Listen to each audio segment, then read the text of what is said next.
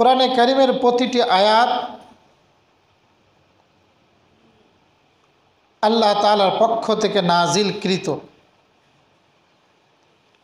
তবে এই আয়াতগুলোর মধ্য থেকে কিছু আয়াত বিষয়ে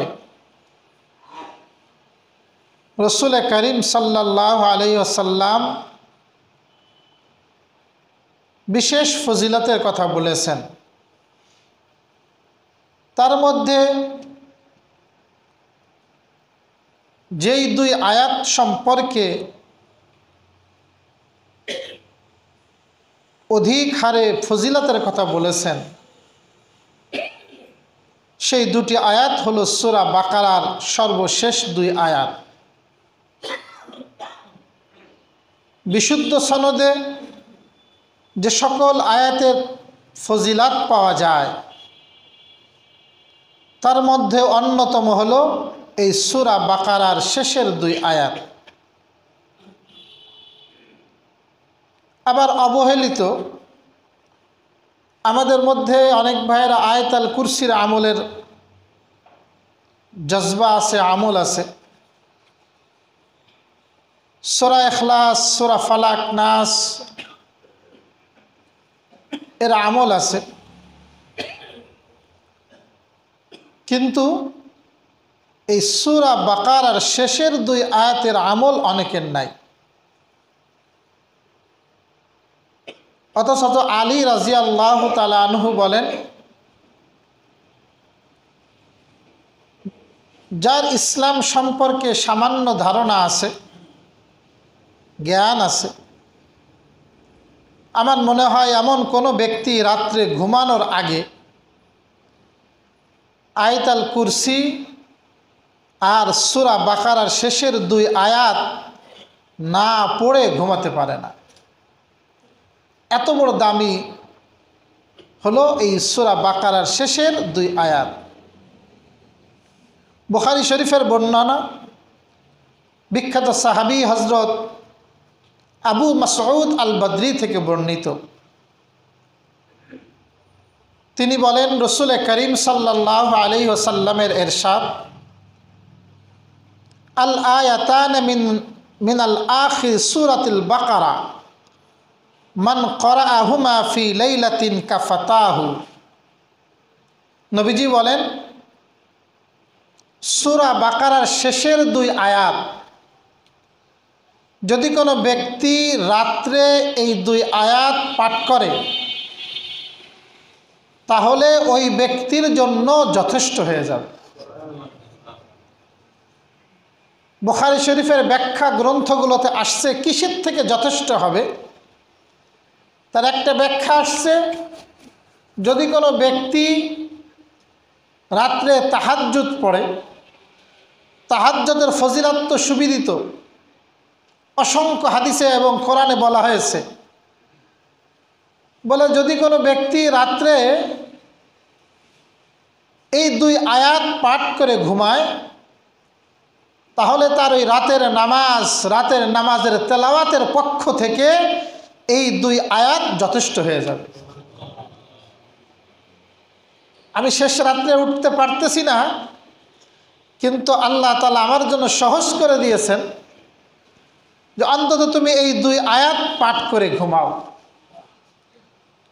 অন্য বর্ণনার মধ্যে আসছে আনকুল্লি শাররিন, কিসের থেকে যথেষ্ট হবে, বলে মানুষের শয়তানি আর জিনের শয়তানি সমস্ত অনিষ্ট থেকে নিরাপদের জন্য এই দুই আয়াত তেলাওয়াত তার জন্য যথেষ্ট হয়ে যাবে। এটা হলো বুখারী শরীফের 5009 নম্বর হাদিস। ইবনে আব্বাস থেকে বর্ণিত,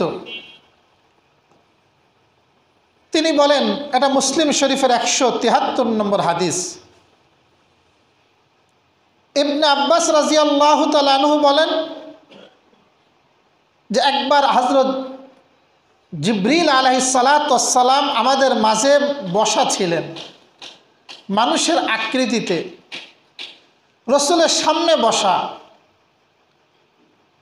হঠাৎ উপরে একটা আওয়াজ হলো। জিবরিল আমিন বললেন আল্লাহ তাআলা আজকে এমন একজন ফেরেশতাকে পাঠিয়েছেন, এই ফেরেশতা ইতিপূর্বে পৃথিবীতে আগমন করেনি, আজকেই তার প্রথম আগমন। এরপরে ওই ফেরেশতা আসলেন, ফাসাল্লামা, এসে নবীকে সালাম দিলেন, দেওয়ার পর বললেন, আবশির বিনুরাইনে উতিতাহুমা লাম ইউতাহুমা মিন ক্বাবলিক।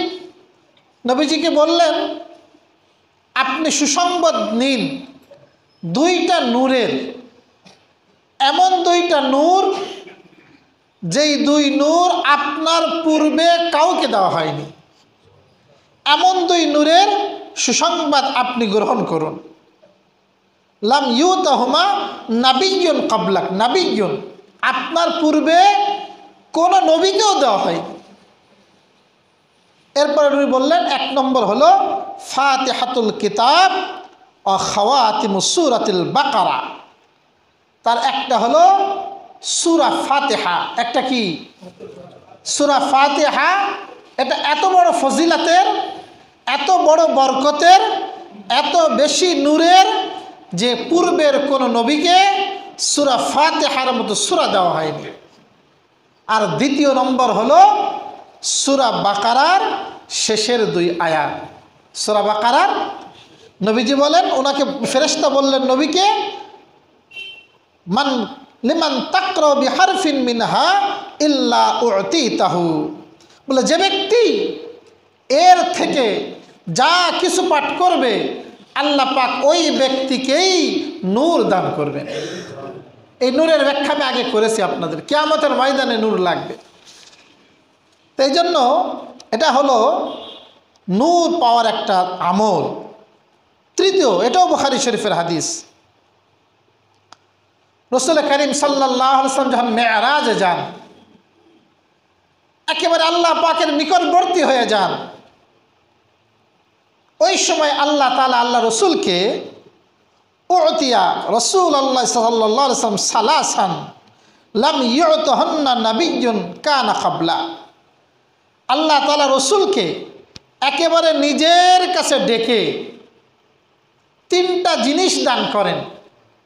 এই তিন বিষয়ও পূর্বের কোন নবীকে দেওয়া হয়নি, এটাও বুখারীর হাদিস। এমন তিনটা বিষয় আল্লাহ রসুলকে দান করেন যা ইতিপূর্বে কোনো নবীকে দেওয়া হয়নি।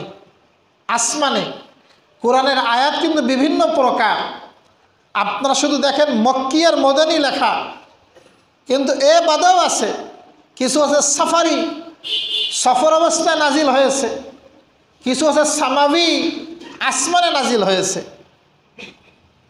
তো যাই হোক, এই সূরা বাকারার শেষের দুই আয়াত আসমানে অবতীর্ণ আয়াত। কোথায় অবতীর্ণ হয়েছে? আসমানে। তো নবীকে বলা হলো যে আপনাকে যা দেওয়া হবে ইতিপূর্বে কাউকে তা দেওয়া হয়নি। কি কি? উতিয়াস সালাতুল খামস। রসুলকে মেরাজে নিয়ে আল্লাহ তাআলা যেই তিনটা জিনিস দান করেছিলেন, উপহার দিয়েছিলেন, তার এক নম্বর ছিল 5 ওয়াক্ত নামাজ। কি ছিল? এইটা কিন্তু আল্লাহ তাআলা মেরাজে দিয়েছেন। 2 নম্বর ওয়াতিয়া খাওয়াতিমা সূরাতুল বাকারা, এবং নবীকে 2 নম্বরে দেওয়া হলো সূরা বাকারার শেষ 2 আয়াত। সূরা বাকারার শেষ 2 আয়াত। ওয়া গুফিরা লি উম্মতিহি আল মুকহিমাত। আর 3 নম্বর, তার উম্মতের বড় বড় গুনাহকেও যদি বান্দা তওবা করে আল্লাহ পাক ক্ষমা করে দিবেন। কবিরা গুনাহ সেইটাও আল্লাহ পাক মাফ করে দিবেন, একমাত্র কোনটা ব্যতীত? মা লাম ইউশরিকু বিল্লাহ, যদি তারা আল্লাহর সাথে শরিক না করে। তাহলে এই 3টা নিয়ামত আল্লাহ পাক রসুলকে মেরাজে দিয়েছেন। তার 3টা নিয়ামতের একটা নিয়ামত হলো সূরা বাকারার এই শেষ 2 আয়াত। নবী অন্য হাদিসের মধ্যে বলেন, মিন কানজিন তাহতাল আরশ। আল্লাহ পাক সূরা বাকারার শেষ 2 আয়াতকে আরশের আল্লাহ পাকের আরশের তলের যে ধনভাণ্ডার, সে ধনভাণ্ডার থেকে আল্লাহ পাক এই 2 আয়াত নাজিল করেছেন। প্রিয় ভাই, তো এই জন্য সূরা বাকারার শেষ 2 আয়াত এটা ঘুমানোর আগে বিশেষ করে পাঠ করে ঘুমানোর চেষ্টা করা। যেমন আয়াতুল কুরসি পাঠ করে ঘুমানো, 3 কুল পাঠ করে ঘুমানো, ঠিক তেমনি আপনার এই সূরা বাকারার শেষ 2 আয়াত পাঠ করে তারপরে ঘুমানো। সূরা বাকারার শেষ 2 আয়াতের আরও কিছু প্রক্ষেত্র আছে, যেমন তাবরানী শরীফের হাদিস এবং এটা বাইহাকিতেও আসছে। রাসূল একজন সাহাবীর নাম হলো লাজলাজ আবুল আলা আল আমেরি। এই সাহাবীর নাম আপনারা অনেকে শোনেননি, লাজলাজ। ওনার মুখে জড়তা ছিল, এটা হলো জড়তা যার মুখে থাকে তাকে বলা হয় লাজলাজ। ওনার মূল নাম ছিল আবুল আলা আল আমেরি। এই লাজলাজ রাদিয়াল্লাহু তাআলা আনহু, ওনার ছেলের নাম আব্দুর রহমান। ওনার মৃত্যুর আগে ছেলেকে ওসিয়ত করেছিলেন যে আমি যখন মৃত্যুবরণ করব, আমাকে যখন কবরে রাখবে তখন তুমি পড়বে বিসমিল্লাহি ওয়া আলা মিল্লাতি রাসূলিল্লাহ। কি বলে রাখবে? বিসমিল্লাহি ওয়া আলা মিল্লাতি রাসূলিল্লাহ। কবরে যখন রাখবে এইটা পাঠ করে আমাকে কবরে রাখবে। 2 নম্বর, আমার কবরে তুমি মাটি দিবে। আর 3 নম্বর, যখন দাফন কাজ শেষ হয়ে যাবে তখন মাথার কাছে এসে সূরা বাকারার আলিফ লাম মিম থেকে নিয়ে মুফলিহুন পর্যন্ত, মাথার কাছে বাকারার শুরু মুফলিহুন পর্যন্ত, আর পায়ের কাছে এই আমানার রসুল তথা সূরা বাকারার শেষ 2 আয়াত পাঠ করবে।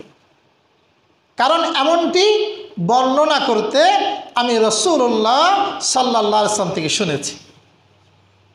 এটা আব্দুল্লাহ ইবনে ওমর থেকেও এই হাদিস বর্ণিত আছে যে কোনো ব্যক্তি যখন মৃত্যুবরণ করে মাথার কাছে আলিফ লাম মিম থেকে নিয়ে মুফলিহুন পর্যন্ত পড়া, আর পায়ের কাছে এই আমানা রসুল থেকে নিয়ে শেষ পর্যন্ত পড়া, এটা হলো সুন্নাহ। তো এই আমলটাও আছে। তো প্রিয় ভাই, তো 2টা আয়াতের ব্যাখ্যা সময় সাপেক্ষ, আমি শেষের আয়াতটা শুধুমাত্র আমি এখান থেকে কিছু 3টা মাসালা আপনাদের সামনে আলোচনা করব। তো এর মধ্যে প্রথম আল্লাহ পাক, আমরা আয়াতের অনুবাদ শুনি। আল্লাহ বলেন, লা ইউকাল্লিফুল্লাহু নাফসান ইল্লা উসআহা লাহা মা কাসাবাত ওয়া আলাইহা মাকতাসাবাত। লা ইউকাল্লিফুল্লাহু নাফসান, আল্লাহ পাক কোনো নফসের উপরে চাপিয়ে দেন না, ইল্লা উসআহা, তবে তার সামর্থ্য অনুপাতে, লাহা মা কাসাবাত, তার জন্য রয়েছে ইচ্ছা করে যে সমস্ত নেকি সে উপার্জন করে, ওয়া আলাইহা মাকতাসাবাত, এবং তারই জন্য রয়েছে গুনাহ যা সে ইচ্ছা করে উপার্জন করে। আসলে এই আয়াতের সম্পর্ক আগের আয়াতেরই সাথে। এর আগের আয়াতে যখন নাজিল হইল, ওয়া ইন তুবদু মা ফি আনফুসিকুম আও তুখফুহু ইউহাসিবুকুম বিহিল্লাহ, তোমরা যদি তোমাদের মনের ভিতরে কোনো কিছু গোপন করো বা মনের কথা প্রকাশ করো, এর হিসাব আল্লাহ তাআলা তোমাদের থেকে নিবেন। আমি মনে মনে একটা কিছু কল্পনা করলাম, কুধারণা করলাম, হঠাৎ মনের মধ্যে এসে যেতে পারে, ইচ্ছা করে আনিনি, অনিচ্ছাবশত আমার অন্তরের মধ্যে একটা কুধারণা এসে গেছে। তো আল্লাহ পাক বলতেছেন এর আগের আয়াতে, এরকম অনিচ্ছাবশতও যদি অন্তরের মধ্যে কোনো কিছু লালন করো, গুনাহের কিছু, আল্লাহ পাক তোমাকে হিসাব দিতে হবে, এর হিসাব আল্লাহ পাক তোমার কাছ থেকে নেবেন। আচ্ছা বলেন, এটা কঠিন না? অন্তরের মধ্যে অনিচ্ছাবশতও যদি এসে যায় আর সেইটার যদি আল্লাহ তাআলা হিসাব নেন, তাহলে বাঁচার কোনো রাস্তা আছে? সাহাবায়ে কেরাম পেরেশান হয়ে গেলেন, আল্লাহর নবীর কাছে বারবার আরজ করলেন, ইয়া রাসূলুল্লাহ, আমাদের অন্তরে ইচ্ছা করে আনলাম না ঠিক আছে, কিন্তু মন তো আমাদের কন্ট্রোলে না,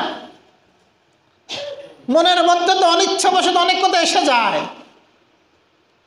এইটারও যদি হিসাব দেওয়া লাগে, এইটারও যদি প্রয়োগ হয়, তাহলে ধরা খেয়ে যাবে না? মনে মনে একজন ব্যক্তি মনে মনে আসে বিবির আর রাখবে না, ছেড়ে দেবে, আর এই মনে মনে আসলো বলে যদি বিচ্ছিন্ন হয়ে যায়, তাহলে রক্ষা পাই তো কেউ, কঠিন হয়ে যায় তো। কিন্তু আয়াত তো নাজিল হয়ে গেছে, সাহাবায়ে কেরাম পেরেশান। নবীজি বললেন, তোমরা পূর্ববর্তী উম্মতের মতো হয়ো না, এত ইশকাল, এত প্রশ্ন করো না, যা বলছে আল্লাহ তাআলা বলো সামি'না ওয়া আতা'না, আমরা শুনলাম আর অনুসরণ করলাম, এইটা তোমরা বলো। সাহাবায়ে কেরাম খুশি মনে বললেন, সামি'না ওয়া আতা'না, আল্লাহ যা নাজিল করেছেন আমরা এতে খুশি, আমরা শুনলাম অনুসরণ করলাম, কোনো প্রশ্ন নেই। যখন সাহাবায়ে কেরাম নিজেকে আত্মসমর্পণ করেছেন, এরপর আল্লাহ পাক এই পরের আয়াত নাজিল করছেন। আল্লাহ পাক বলেন, এখন থেকে সহজ করে দিলাম, লা ইউকাল্লিফুল্লাহু নাফসান ইল্লা উসআহা, আল্লাহ পাক কোনো নফসের উপরে চাপাবেন না, তবে যেটা তার সামর্থ্যের মধ্যে আছে। কিসের মধ্যে আছে? তাহলে আমার নফসের মধ্যে অনেক সময় অনিচ্ছাবশত কোনো কিছু যদি এসে যায়, কুধারণা আসে, ইচ্ছা করে না অনিচ্ছাবশত, তাহলে এইটা আল্লাহ পাক মাফ করে দিবেন। এটা আল্লাহ পাক কি করে দিবেন? আল্লাহ পাক আমার পরে এমন কোনো কিছু চাপাবেন না যেইটার সামর্থ্য আমার নাই। যেমন মনে করেন আপনার টাকা নাই, তাহলে আপনার কি হজ করা ফরজ? আপনার হজ করতে হবে না। যদি আপনার টাকা না থাকে তাহলে আপনাকে হজ করা লাগবে না, এটা মাফ। কেন? সম্পর্ক টাকার সাথে। যাকাতের এত ফজিলত, আপনার টাকা নাই, নিজেরই টাকা নাই, ঋণগ্রস্ত আপনি, দিন আনেন দিন খান, বলে কোনো দরকার নাই, আপনার পরে যাকাত না। আল্লাহ পাক এখানে বলে দিয়েছেন, আল্লাহ পাক তার সাধ্যের বাহিরে কোনো কিছু বান্দার পরে চাপিয়ে দেন না। আপনার যতটুকু সাধ্য আছে আল্লাহ পাক সাধ্য অনুপাতে আমল চাপান। আপনি একজন সাধারণ জেনারেল শিক্ষিত মানুষ, আপনি কোরআনটা ওইভাবে পাঠ করতে পারেন না, বা এমনি যে কোনো মানুষ, সবাই শেখ আব্দুর রহমান আস-সুদাইসের মতো পাঠ করতে পারে না, পারে? শেখ সুরাইমের মতো পাঠ করতে পারে না, সালেহ আহমদ তাকরিমের মতো পাঠ করতে পারে না। এখন আপনার চেষ্টা আছে, আপনি চেষ্টা করেন, কিন্তু তারপরেও পারতেছেন না, এটা আল্লাহ পাক আপনাকে ক্ষমা করে দিবেন। এই জন্য আল্লাহ পাক আপনাকে পাকড়াও করবেন না। কিন্তু যদি আপনার মধ্যে চেষ্টাই না থাকে, আপনি শেখার চেষ্টাই করেননি, তাহলে দেখা গেল আপনার যে শক্তি সামর্থ্য ব্যয় করেননি, এই কারণে আল্লাহর কাছে আপনাকে জবাব দিতে হবে। কিন্তু আপনার চেষ্টা সবটুকু দিয়েছেন, তারপর আল্লাহ পাক আপনার মুখে কোনো জড়তা রাখছে, যার কারণে সঠিকভাবে উচ্চারণ করতে পারেন না, আল্লাহ পাক এটা মাফ করে দিবেন। আল্লাহ পাক এটা কি করে দিবেন? এটা মাফ করে দিবেন। কারণ আল্লাহ পাকের বিধান, লা ইউকাল্লিফুল্লাহু নাফসান ইল্লা উসআহা, তার সামর্থ্যের বাহিরে চাপাই দেন না।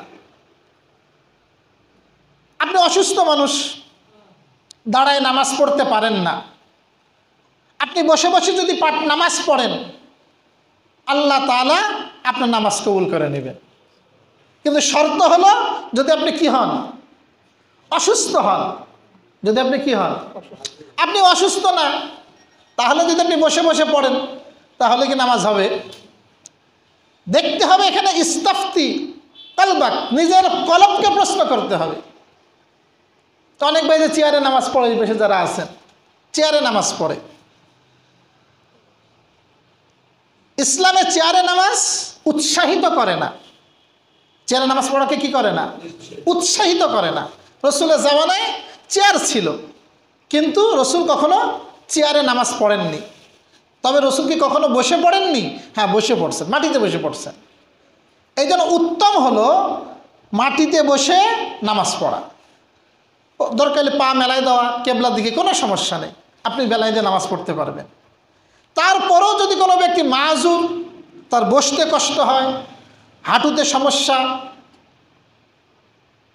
বিশেষজ্ঞ অভিজ্ঞ ডাক্তার মুসলিম, সে বলছে আপনার ক্ষতি হবে, রোগ বৃদ্ধির আশঙ্কা আছে, তাহলে চেয়ারে বসে নামাজ পড়া আমাদের ওলামায়ে কেরাম নাজায়েজ বলেননি।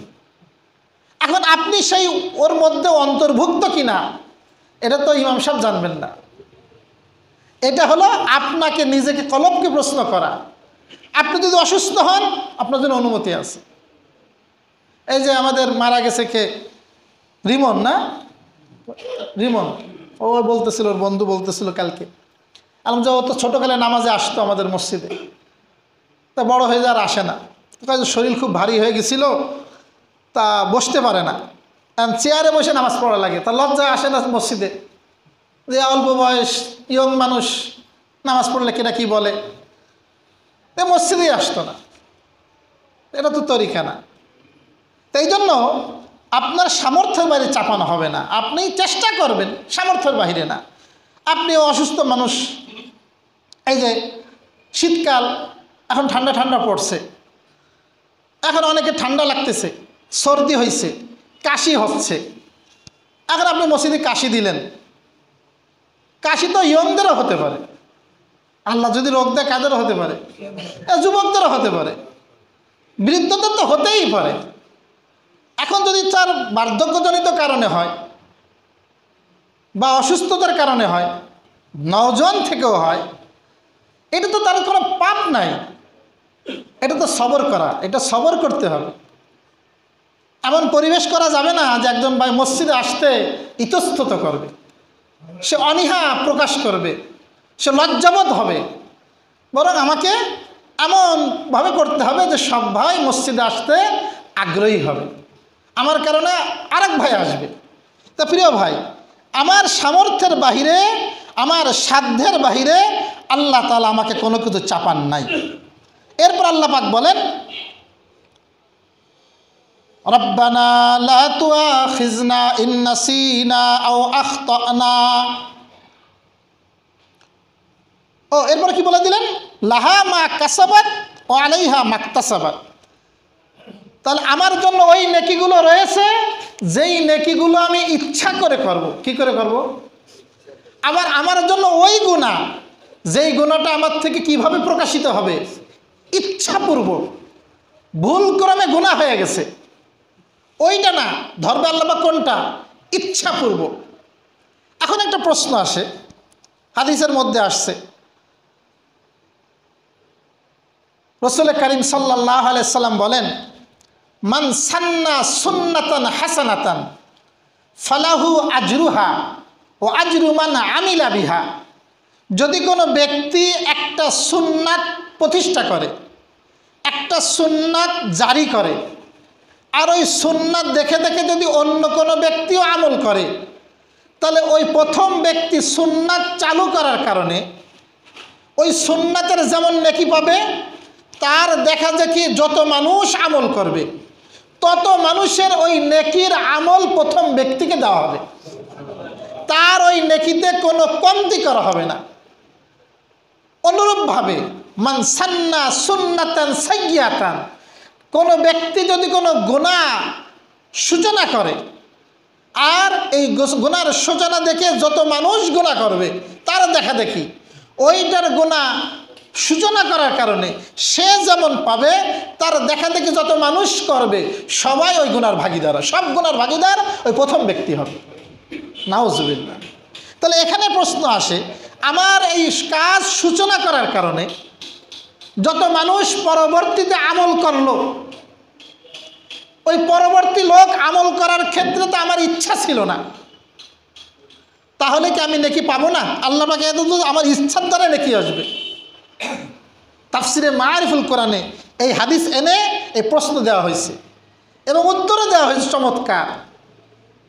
বলে আপনি কোনো কাজ যদি প্রত্যক্ষভাবে করেন বা পরোক্ষ কারণ হন, সেক্ষেত্রে আপনি ওই সওয়াবের ভাগীদার হয়ে যাবেন। এখানে আপনার ইচ্ছা না থাকলেও আপনার পরোক্ষ আপনি কারণ, আপনার কারণে আপনি দিলেন একজন ব্যক্তিকে 100 টাকা, ওই আপনার দেখা দেখি সবাই টাকা দিল, দেখা যাবে কি ওইটা আপনি সূচনা করছেন।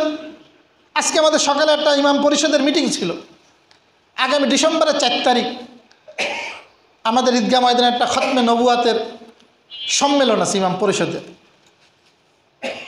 আমরা দাওয়াত ইনশাল্লাহ সামনের সপ্তাহে ভালোভাবে দেবো আপনাদের। আজকে সেটুক বলি, টাকা দরকার, আমরা নিজেরা সবাই টাকা দিলাম। তো প্রথমে একজন দেশে, ওই দেখে দিই সবাই দেশে, তো প্রায় 12,000 টাকা জমা হয়ে গেছে, আলহামদুলিল্লাহ। তো এই যে যত মানুষ দিল, ওই প্রথম মানুষ যা দেশে সব পেয়ে যাবে না, সব পেয়ে যাবে, যেহেতু সে পরোক্ষ কারণ। এরপর আল্লাহ পাক বলেন, রব্বানা লা তুআখিযনা ইন নাসিনা আও আখতানা রব্বানা ওয়ালা তাহমিল আলাইনা ইসরান কামা হামালতাহু আলাল্লাযীনা মিন ক্বাবলিনা। রব্বানা, হে আমাদের প্রতিপালক, লা তুআখিযনা, আপনি আমাদেরকে পাকড়াও করেন না, ইন নাসিনা, যদি আমরা ভুলে যাই, আও আখতানা, বা ভুল করি।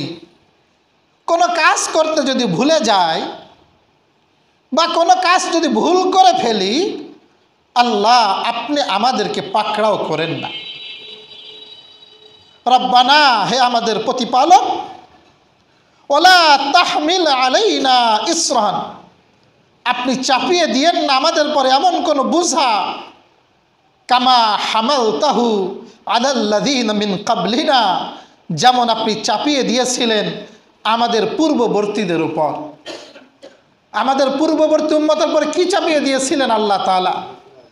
নবী মূসা আলাইহিস সালামের কওমের পরে মাসলা ছিল, তাদের কিছু মানুষ গরুর বাছুরের পূজা করছিল।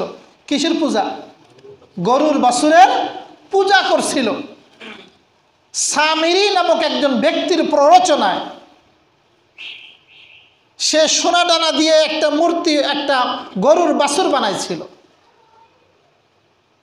এবং পরবর্তীতে তার পূজা যখন সূচনা হয়, আল্লাহ পাক বিধান নাজিল করলেন, ফাতুবু ইলা বারিকুম ফাকতুলু আনফুসাকুম। কোনো তওবার সিস্টেম নাই। যারা যারা গরুর বাছুরের পূজা করছো, গরুর পূজা করছো, প্রত্যেকের শাস্তি একে অপরকে কতল, মৃত্যুদণ্ড। তাহলে কত বড় শক্ত বিধান ছিল পূর্বে, যে পূজা করার কারণে শাস্তি কি আসছিল আসমান থেকে?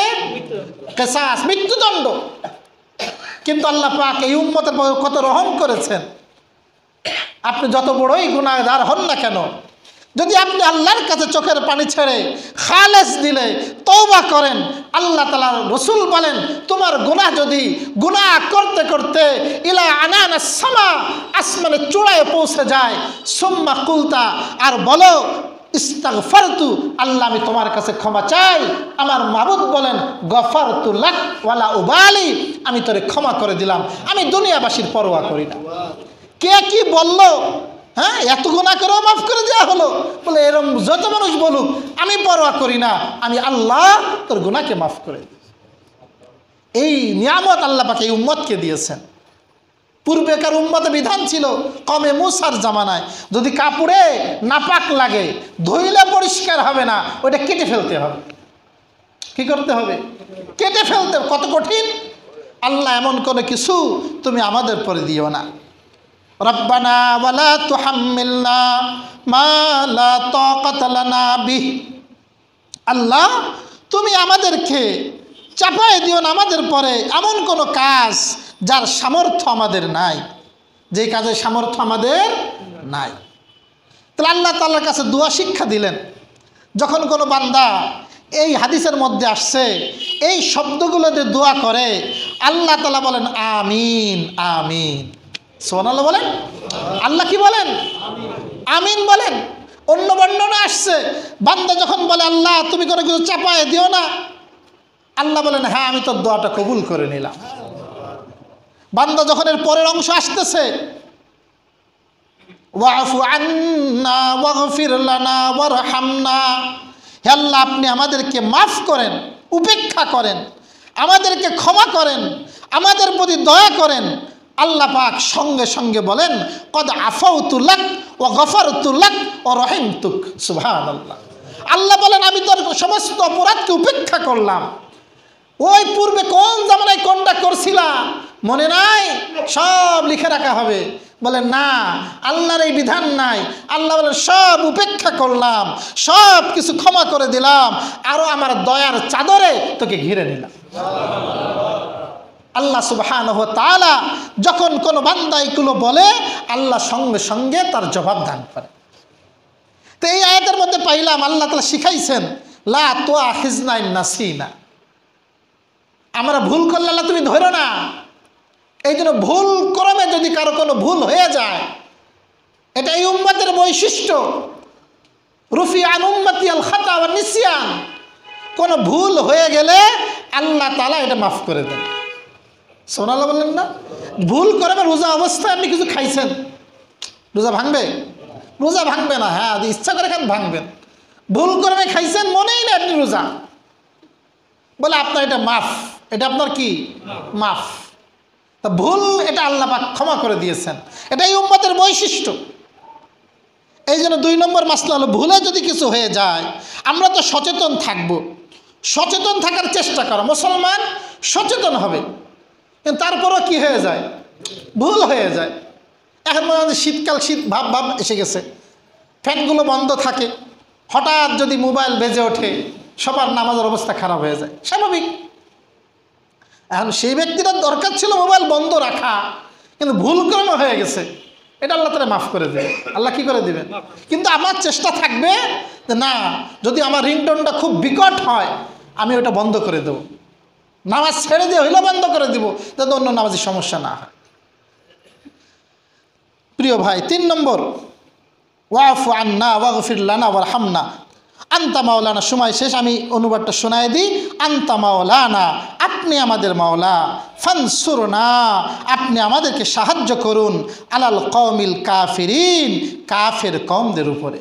আপনি আমাদেরকে সাহায্য করুন কার বিরুদ্ধে? কাফের কওমের বিরুদ্ধে। তাফসিরে আসছে কাফের কওম মানে এখানে মানুষও হতে পারে, জিনও হতে পারে। সবার বিরুদ্ধে আল্লাহ তুমি আমাদেরকে সাহায্য করো। এই জন্য যখন এটা বলা হয় আল্লাহ পাক বলে আমি তোর সাহায্য করলাম। এই জন্য এই আয়াতগুলো পাঠ করা। এই আয়াতে কারিমার মধ্যে বলা হয়েছে আনতা মাওলানা, আপনি হলেন আমাদের মাওলা।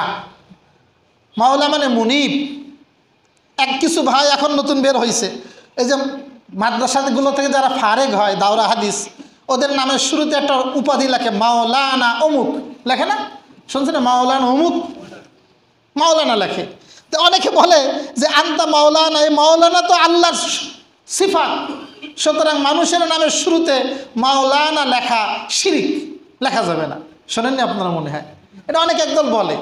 তো আসলে তাদের কথাটা সঠিক না। মাওলানা এটা অনেকগুলো অর্থ, প্রায় 30টা অর্থ দেয় লোকাতে। তার একটা অর্থ হলো মুনিব, এই অর্থে কেন আসছে। আর সাধারণ মানুষ যারা পড়াশোনা শেষ করে এদের অর্থ ধর্মীয় নেতা বা অভিভাবক, সেই অর্থে আসে। আর এর ব্যবহার রসুল করেছেন মানুষের ক্ষেত্রে। বুখারীর হাদিস, রসুল করিম সাল্লাল্লাহু আলাইহি সাল্লাম যায়েদ ইবনে হারেসা রসুলের পালক পুত্রকে বলেছিলেন আনতা আখুনা ও মাওলানা, হ্যাঁ তুমি হলো আমাদের ভাই আর তুমি হলো আমাদের মাওলা। তো রসুল নিজে কাকে বলেছেন? একজন ব্যক্তি যায়েদ, তাকে বলেছেন। সহিহ বুখারীর হাদিস, মাগাজি অধ্যায় আছে। সুতরাং এটা মানুষের ক্ষেত্রে ওই অর্থের কারণে বলা এটা জায়েজ আছে। যাই হোক, আমরা যে সূরা বাকারার সর্বশেষ আয়াতখানা শুনলাম, আল্লাহ সুবহানাহু ওয়া তাআলা এই আয়াত অনুপাতে আমাদেরকে আমল করার তৌফিক দান করুন। আমিন ওয়া আখিরু দাওয়ানা আলহামদুলিল্লাহি রাব্বিল আলামিন।